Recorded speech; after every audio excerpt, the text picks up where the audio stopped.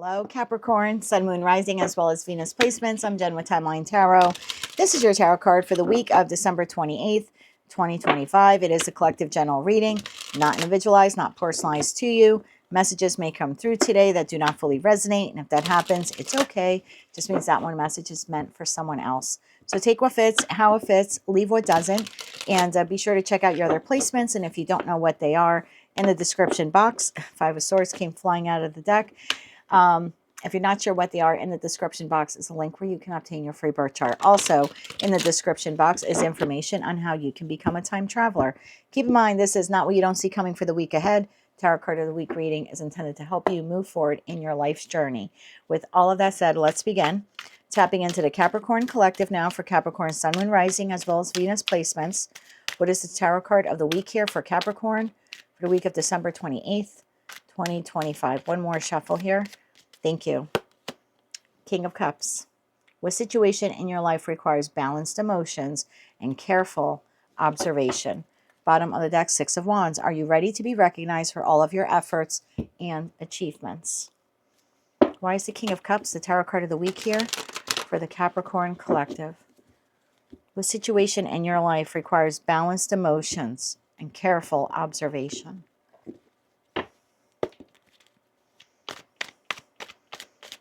Why is this the tarot card of the week here for Capricorn? One more shuffle here. Thank you. We have the Eight of Swords. We have the Empress. We have the Ace of Pentacles. And we have the Ace of Swords. Bottom of the deck, Seven of Pentacles, Eight of Pentacles, and Seven of Swords. Okay. When it comes to the situations, environments, or connections that you engage with, the bottom of the deck, we have the Hangman. Before you become fully emotionally invested, notice we have no cups on the table. Before you become fully emotionally invested in the situation, environment, or connection, it's important for you to observe. Careful observation. Because oftentimes we engage with individuals and we don't really see their motives. They present themselves in such a way that if we were only to look at listen to the words they say or judge them from, a brief appearances that we have with them, there could be things that we miss. So there's something here about before we nurture or invest in a situation, environment, or connection, there's something here about observing, looking for like a consistent pattern. Stop assuming everyone is a good person like you are. That's what I just heard. Okay. Eight of Swords. Tell me why the Eight of Swords is here. I feel like I'm speaking to a group of Capricorns where you have been significantly burned. You've invested in situations, environments, or connections that you ended up being betrayed in or taken advantage of. And you sit there going, well, I didn't see it coming. But you would have seen it coming. You would have seen it coming if you carefully observed the individual prior to giving them your Ace of Cups. Prior to investing in them, you would have seen the red flags. Eight of Swords. Tell me about the Eight of Swords here. One more shuffle. Thank you. Eight of Swords is clarified by Four of Wands, Page of Pentacles, and the Nine of Pentacles. Bottom of the deck, again, the Hangman. There's something here about, and this is terrible to say, but not judging someone and just assuming they're a good person because of like the house they live in or the money they have or the job they have or, the way, the car that they drive. It has nothing to do with successful people. My person is very successful. I love him. I'm very proud of him. But not everyone who looks good, smells good, sounds good, is a good person. The world is filled with really shitty people that make an excellent presentation.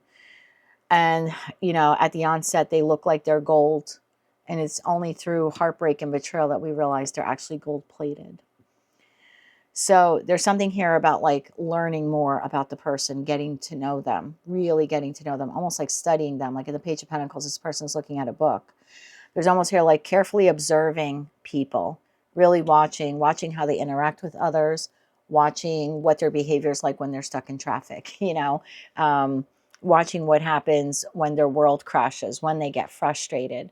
Those are like key indicators of someone's true characteristics, regardless of how they present to the world. Everyone can present to the world when they need to put on a show. Everyone can look amazing. Everyone can sound amazing. But there's something here about going a layer deeper and really studying individuals when they're going through hardship or looking for that consistency in them. I feel like that's when you really get to see the truth, the truth or the true character of an individual. Ace of Pentacles to Ace of Swords. Let's get a joint clarifier on that. I think you're very quick to nurture and love and give, and then you end up getting screwed over. And there's something here like from now on, hold up, because your pentacle resources are valuable. Your time, your love, your money, your energy, your body, your sex, like whatever it is that you give this person or these people, your homemade cookies, like whatever it is, it takes a lot out of you. It takes a lot of effort. It takes talent. It takes skill. It takes heart. And you shouldn't just be giving it away to anybody because, in that first appearance, they look good, smell good, feel good, or they talk a good game. It's like, be a little bit reserved from now on before you give your heart away. Notice we still have no cups on the table. It's not telling you to shut your heart off from the world. It's just telling you to be more discerning who you give it to.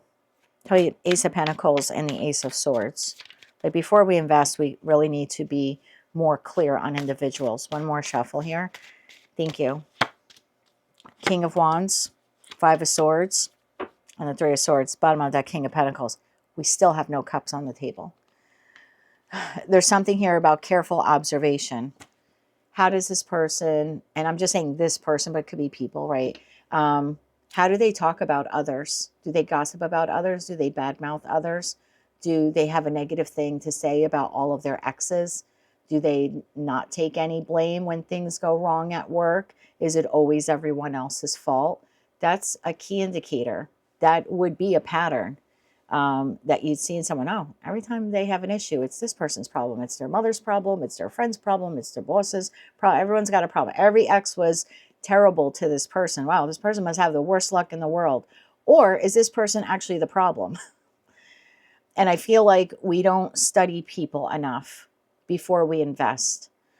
It was funny. I was prior to 9/11, I was an accounts payable auditor, and a majority of my clients were in Manhattan, in the Wall Street district. And I would go in there and I would, just through getting to know these people that I was auditing and working for and working with, I got to know like a lot of different types of people, right? From the elevator maintenance crew to the CEO of JP Morgan. Just got to know just so many different kinds of people. And I guess because it was the energy of the time of the Wall Street district, everyone was very conscious about how they invested their money.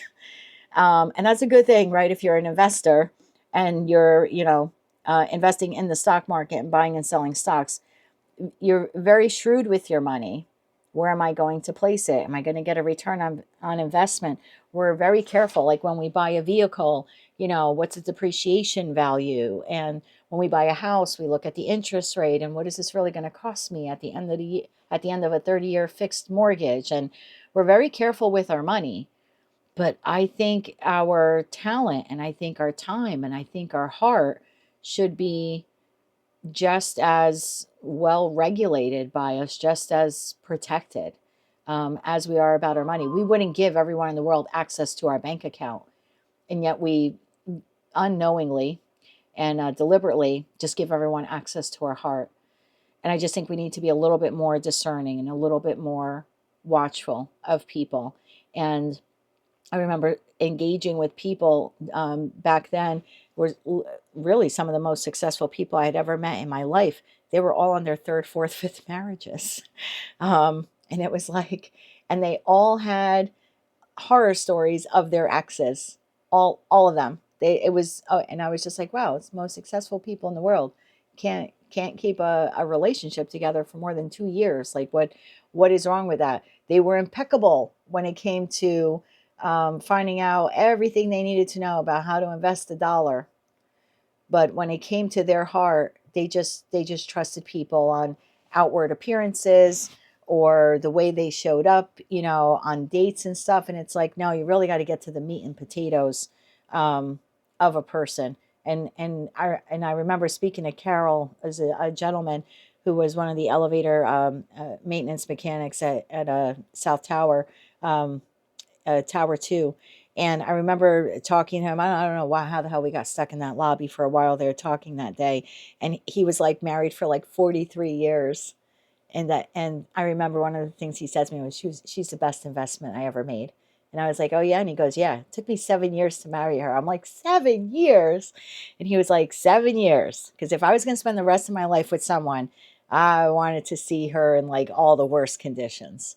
And I just want, because that's really when you get to know someone. How did they behave in traffic? How did they handle the loss of a job? How did they handle the hard days? It's really nice to show up well on the good days, but how do you handle the hard days? And I think for some of you, you kind of have to sit back and observe, how do some of the people in your life handle the hard days?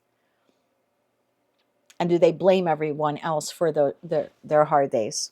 Or do they actually take ownership of it? Because if they're blaming everyone else in the world when something goes wrong, the moment something goes wrong in your connection with them, guess who they're going to blame? You. So I would look for repetitive patterns in people prior to investing your heart into them. Because again, we have no cups here. I think some of you are very quick to love and very quick to give. And I think moving forward, regardless of who these people are in your life, friends, family members, you know, lovers and coworkers and neighbors, and I think you need to observe a little bit more. I think you kind of have to be like that. I think you got to be a little bit like Carol. I think you have to look at your heart as something just as valuable as your time and your money. Let's get you 3 closing cards here, closing messages here for the Capricorn collective. I was almost going to say Cancer collective, but no, Capricorn collective. We do have a super full moon in Cancer, which is happening in your sign this week on the 3rd. By the way, if you're celebrating your birthday this week, I'd like to wish you a happy birthday. Let's get you 3 cards here, closing messages for Capricorn. One more shuffle. Thank you. Closing message, 9 of Wands, 10 of Wands, and there's that first cup, the Knight of Cups, bottom of the deck, the Magician. I think the message here is like really clear. I think when you enter a connection with someone, whoever they are, even if it's a coworker, I think you go all in. I think you end up becoming wounded, and I think you carry the emotional brunt of the connection. I think moving forward, it would be wise for you to sit back and observe individuals a little bit more. Kind of study them before you offer them your cup. That's what I have for you, Capricorn. That is your message here for the week of December 28th, 2025. What situation in your life requires balanced emotion and careful observation? All of your 2 of Cups, all of your connections, professional, platonic, and romantic. I think that's something, maybe like a new pattern that you should get used to now in the new year. Showing up in connections, being a little bit more reserved. Again, doesn't mean that you're cold. King of Cups is still a loving king. They still perform acts of service. But look how he is. I say he is a man on the card, but look how he's holding that Ace of Cups. He values it. It's one of his most prized possessions. He doesn't just nilly-willy give it out to anyone. He carefully observes who is worthy of that cup. So I think maybe that's something new that we can implement in the Capricorn collective. That is what I have for you for this week. If you like that message, it resonates with you, you want to claim all or part of it, please be sure to click like, share, comment, and subscribe. Hype the video if you're able to do that. And until I read for you again, Capricorn, I'm wishing you light, love, and peace.